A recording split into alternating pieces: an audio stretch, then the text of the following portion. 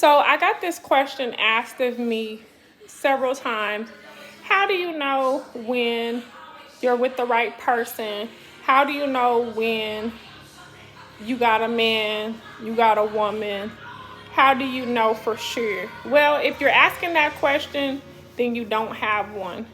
That's first things first. When you do know that you have a significant other, for the long term, they have your back. They're your confidant, your best friend. You run to them for anything and everything, and they're actively involved in your life. That means if you have an emergency, they're on top of it. They're covering you. They're joining in prayer with you. They're not watching like standby. You know what I'm saying? They're not waiting for you to figure it out. They're not throwing you to the wolves, suggesting you do crazy stuff like, won't you go out of town and strip for the weekend and get your money up? Nobody has to know. I got homegirls that do that all the time. They're not suggesting ludicrous things to you or sending you tons of, for example, I'm visually impaired, so I have to catch Lyft or some type of transportation service that costs me money every single place I go, right? So if I were talking to someone, a friend or not, and I'm telling them, hey, I don't have food, I need to get XYZ, it's raining out here, and this person don't suggest like to come pick you up, or they don't send you some money to get you some groceries or order you some groceries, or they're sending you all these different job links, right?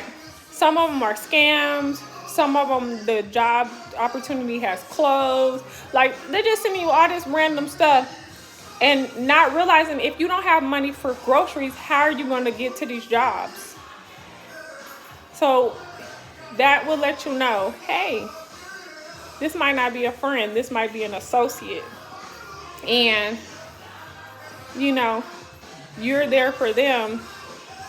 They're not actively involved and there for you. It's a difference between words. It's a difference between somebody just, observing. And there's a difference between having a man in your life, a true friend in your life who reciprocates, who covers you down, who's actively involved in your life. So if you got somebody that lies to you, tells you stuff like, their bank account is frozen, their bank is closed, it's Monday, 9 a.m., 10 a.m.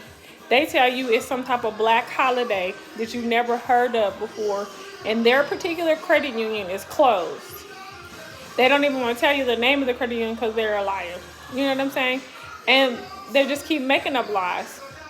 This person will rather make up a lie than to say, hey, I don't have it, or whatever they gotta say that's actually connected to the truth.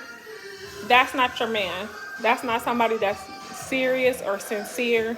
That's somebody that's got a lot to hide. They got some things going on. They want to benefit off of you. They're, looking to gain.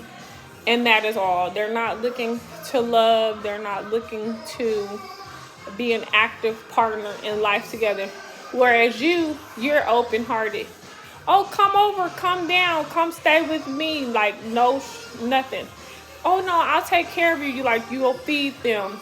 Whatever's going on, you'll do it for them. No questions asked. Make time for them.